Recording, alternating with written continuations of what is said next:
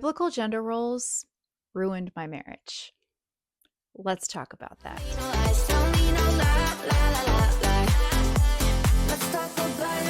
Someone who has survived a faith crisis that lasted the course of 10 years, I have decided to make it my mission to declutter Christianity for individuals who want to love and know and access Jesus, but can't figure out how to get to him because of the clutter that is Christianity. So if that is something that you're interested in, make sure you subscribe to this channel so I can help declutter Christianity with you.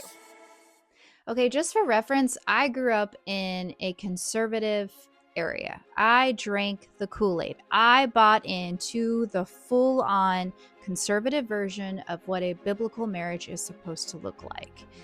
And for reference, what people actually mean when they say a biblical marriage, what they actually mean is a 1950s marriage, where the woman is at home taking care of her husband, taking care of the kids, taking care of the house, and the husband goes and makes the money. The reason why a biblical marriage, and I use quote unquote biblical marriage, doesn't actually work is because it is legalism 101. It is saying that these are the standards that you must live by to be loved and to be lovable, and thereby setting men and women up for failure. A woman cannot be that person all the time. And if she does, it's going to lead to burnout.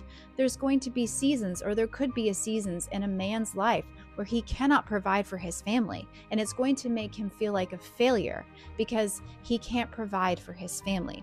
It is holding people, chaining them to expectations that they may or may not be able to live up to based on the circumstances that they are currently facing.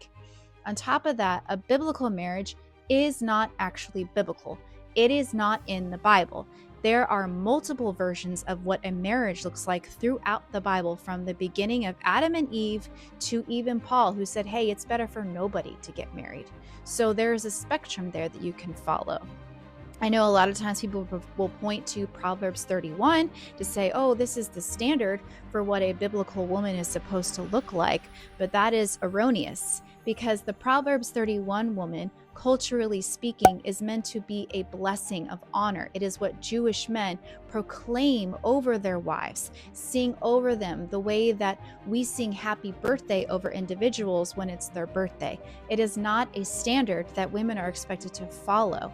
And if we read the Proverbs 31 woman a little bit more closely, she actually looks more like a feminist woman because she makes her own money.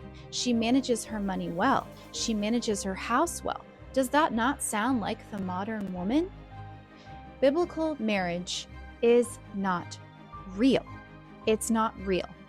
At the end of the day, a husband and a wife have to decide what is best for them, what works for them and their marriage. And when we go into a marriage with the expectations of this is what you need to do to be loved and to be lovable, you're setting each other up for failure.